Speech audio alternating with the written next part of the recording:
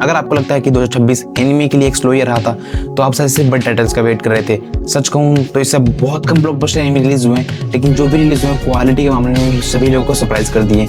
इसके अंदर हमें फैंटेसी से लेकर रोमांस, पॉलिटिकल ड्रामा से लेकर इमोशनल ड्रामा से लेकर रिवेंज तक के सारे जोनर हमें देखने के लिए मिल जाएंगे। तो आज की वीडियो में हम बात करेंगे 2026 के टॉप 10 मोस्ट वॉच्ड एनिमे की, जो कि ऑडियंस को काफ़ी ज़्यादा पसंद भी आए। तो चलिए अपनी वीडियो शुरू करते हैं। नंबर 10 पे you and I R polar opposite. इसका जोनर होने वाला है कॉमेडी, रोमांस और स्कूल टाइप के टीनेजर्स पे। हमें इसके अंदर स्टोरी दो बिल्कुल अलग पर्सनैलिटीज के स्टूडेंट्स के अराउंड घूमती है। एक तरफ है सुजुकी जो स्कूल की पॉपुलर और एनर्जेटिक लड़की है, और दूसरी तरफ है तानी जो इंट्रोवर्ट है, सीधे बात करता है और लोगों को ज़्यादातर इंप्रेस करने की कोशिश नहीं करता।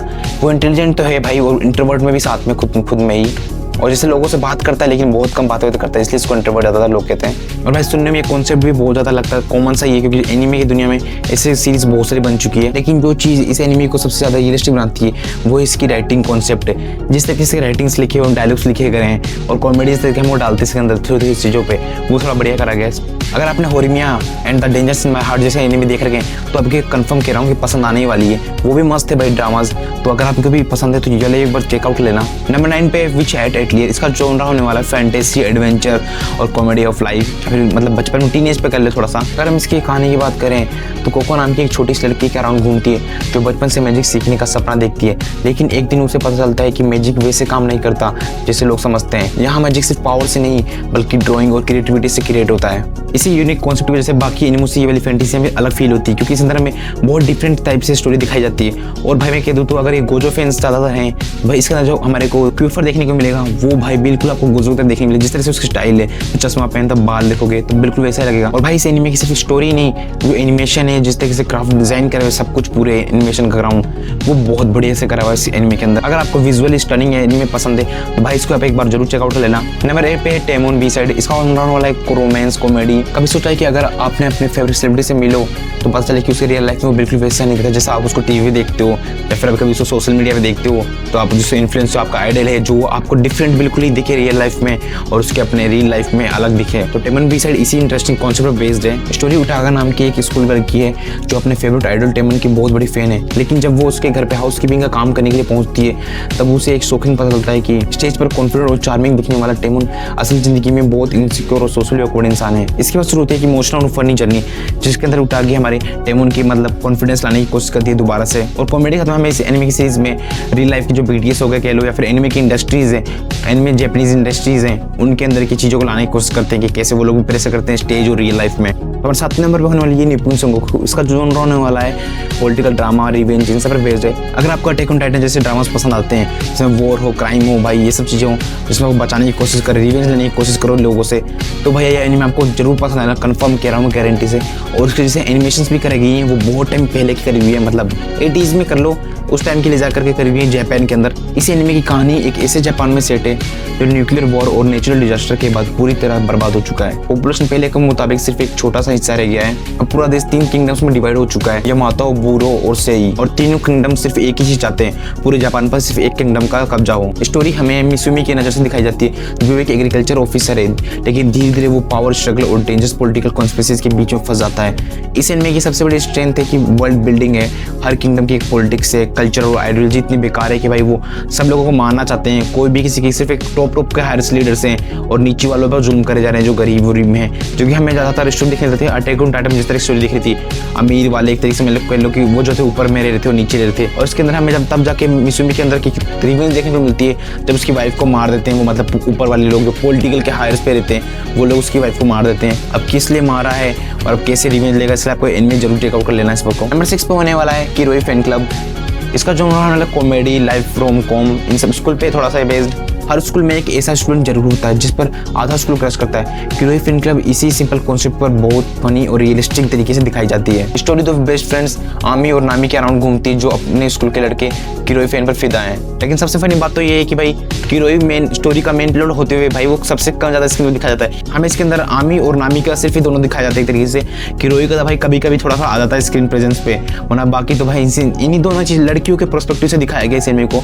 और ज़्यादातर हमें इसके अंदर दोनों का पर्सपेक्टिव दिखाते हैं, भाई वो कुछ ज़्यादा ही वियर्ड सा पर्सपेक्टिव भी होता है दोनों का। पूरा एनिमे इन्हीं दोनों फ्रेंड्स की फनी कन्वर्सेशंस, ऑकवर्ड सिचुएशंस और ओवर थिंकिंग अराउंड में चलता रहता है भाई। वो कैसे कैसे ओवर थिंकिंग सिचुएशन है भाई, वो खतरनाक है इसमें। जर्नल विथ विच नाम सुनते लग रहा होगा कि भाई कोई फैंटेसी एनिमे, लेकिन भाई मैं कहूँ तो ये साल की सबसे ज़्यादा इमोशनल सीरीज में से एक है, जो कि भाई अब तक की मतलब एक तरीके से कह लो जिस तरीके से डेप्थ कॉन्सेप्ट दिखाया गया इस सीरीज के अंदर वो बहुत ज़्यादा इमोशनल है। स्टोरी आसा नाम की एक 15 साल की लड़की की है जो कार एक्सीडेंट में अपने पेरेंट्स को खो देती है। उसके बाद वो मजबूरी में अपनी आंट मिकाओ के साथ में रहने लग जाती है। एक फेमस राइटर है जो ज़्यादा लोगों से मिलना पसंद नहीं करती। आशा की हेल्प करने के लिए उसे वो एक जर्नल देती है और कहती है कि अपने सारे इमोशंस उसमें लिखो। और इसी जर्नल के जरिए हमें आगे तक की स्टोरी देखने को मिलती है, जहाँ पर जर्नी होती है हमारी इमोशनल की, लोनलीनेस, इन सब के कॉन्सेप्ट बेस्ड है। ये एनीमे एक्शन या फैंटेसी पर फोकस नहीं करता, बल्कि हमें एक रियलिस्टिक और राइटिंग कॉन्सेप्ट को इमोशनल तरीके से दिखाने की कोशिश करी जाती है। नंबर 4 पे है 100 सीन्स फ्रॉम आवाजिमा। दोस्तों अगर आपको लगता है कि हर एनीमे में एक नया हीरो होना जरूरी होता है, तो ये 100 सीन्स फ्रॉम आवाजिमा आपको सोचने का पर्सपेक्टिव बदल देगी। ये एनीमे किसी एक कैरेक्टर की कहानी नहीं बताता, इसकी स्टोरी है एक प्रेस्टीजियस आवाजिमा ओपेरा स्कूल के स्टूडेंट्स के अराउंड घूमती है, जहाँ हर स्टूडेंट के एक अपना ड्रीम, अपनी स्ट्रगल और अपनी जर्नी है। इस एनीमे में आपको हर एपिसोड एक छोटे छोटे से सीन्स से डिवाइड है, जिनसे फिर बाद में आप जाकर इमोशनल कनेक्ट हो जाएगा। सभी का आपको एक तरीके से इंट्रोड्यूस करा देंगे इमोशनल तरीके से कनेक्ट करने के लिए आपके साथ में। सबसे इंटरेस्टिंग बात तो ये है कि स्टोरी सिर्फ एक प्रेजेंट में ही नहीं दिखाई जाती है हमें, या हमें पास्ट के अंदर भी ले जाती है, हमें स्कूल की पुरानी जनरेशन और उनकी कहानियां दिखाते हैं। एनिमेशन काफी स्मूथ है और बॉडी लैंग्वेज ये सब कुछ नेचुरल लगता है हम जिस तरीके से करते हैं। बहुत सारी चीज़ें इसके आपको अलग दिखेंगी जो आपने कभी एनीमे में देखी नहीं होंगी, एक पूरे एक अलग डिफरेंट तरीके से एनीमे है, तभी भाई अब तक 2024 में ट्रेंडिंग भी कर रही है। नंबर 3 पे friend and beyond journey and. इसका सीजन 2 है, सीजन 1 तो मतलब पहले आ गया था बहुत पहले, लेकिन सीजन अभी 2 आया तो इसका भी लोगों अभी देख रहे हैं, तो ट्रेंडिंग में 3 नंबर पे चल रहा है भाई। अभी फैंटेसी एनीमे की दुनिया में अगर किसी शो ने पिछले कुछ सालों में सबसे ज्यादा पैसे अर्न करे हैं तो वो एक फ्रेंड बियॉन्ड जर्नी है। लेकिन इस एनीमे को स्पेशल बनाती है इसकी यूनिक अप्रोच। नॉर्मली हमें देखने को मिलता है कि हीरो की कहानी पे हमें पूरी एनीमे का बेस देखने को मिलती है स्टार्टिंग से लेकर एंड तक है,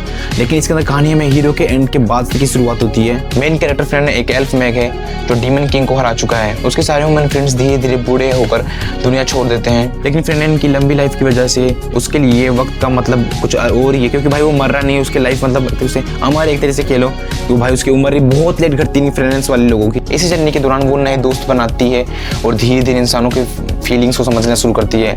ये एनीमे सिर्फ एक्शन के बारे में नहीं है, इसके अंदर हमें लाइफ, मेमोरीज और रिलेशनशिप के वैल्यूज के बारे में सिखाता है। अगर आप फैंटेसी के साथ में डीप इमोशन भी चाहते हो जिसके अंदर आपको ज़्यादा सोचना पड़े और थोड़ा सा इमोशनल सीन्स आ जाए, तो आपको फ्रेंड ने जरूर ट्राई करना चाहिए। बहुत ज़्यादा वॉच है भाई, तो अगर आप एक बार में ट्राई करते हो तो जरूर ट्राई कर लेना। नंबर 2 पे होने वाला है demons of the shadow realm. Victory Curie नाम की एक लड़के की है जो पूरी जिंदगी एक आइसोलेटेड विलेज में रहता है, लेकिन एक दिन उसे पता चलता है कि जो दुनिया को वो सच मानता था वो असल में सिर्फ एक झूठ थी। उसकी बहन एक पावरफुल वॉरियर है और दोनों के पास मिस्टीरियस स्पिरिट्स को कंट्रोल करने के लिए स्पेशल पावर्स होती हैं। और भाई जैसे जैसे स्टोरी आगे बढ़ती है वैसे वैसे नए नए मिस्टीरियस कॉन्सेप्ट्स, क्योंकि भाई वो भी छोटा ही होता है और उसको ज़्यादा पता नहीं होता इन चीज़ों के बारे में, तो जैसे जैसे आगे स्टोरी हमारे बढ़ती जाती है नए नए कॉन्सेप्ट्स होते हैं, नए नए मिस्टीरियस चीज़ बाहर आती है। और इस एनीमे के एक्शन सीन्स हमें काफ़ी ज़्यादा इंटरटेनिंग देखने को मिलते हैं। और भाई एनीमे की तो बात ही होती है कि उसमें मिस्टीरियस कॉन्सेप्ट हो इन चीज़ों में, तो इस एनीमे में हर एपिसोड के एंड में हमें एक ऐसा मिस्ट्री देखने को मिलती है भाई जो हमें शॉक कर देती है। और अब बात करते हैं 2026 के नंबर 1 एनीमे की, जो कि भाई सभी लोगों को ज़्यादा सरप्राइज कर दिया इस एनीमे में, जिसका नाम है अकाने बनाशी। पहली बार इसका जब आप नाम सुनोगे तो आपको लगेगा ये भी एक सिर्फ कोई नॉर्मल सा एनीमे शो होगा ऐसे ही, लेकिन सिर्फ एक एपिसोड देखने के बाद ही आप समझ जाओगे